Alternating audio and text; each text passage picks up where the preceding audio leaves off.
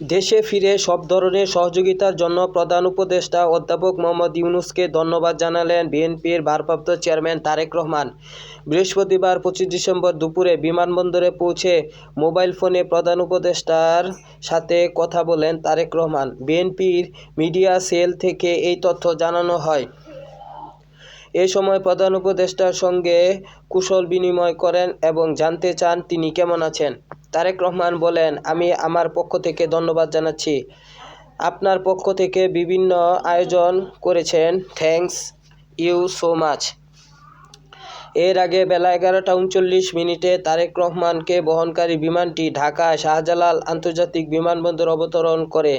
এ সময় তাকে পরিবারসহ স্বাগত জানিয়েছে বিএনপির স্থায়ী কমিটির সদস্যরা।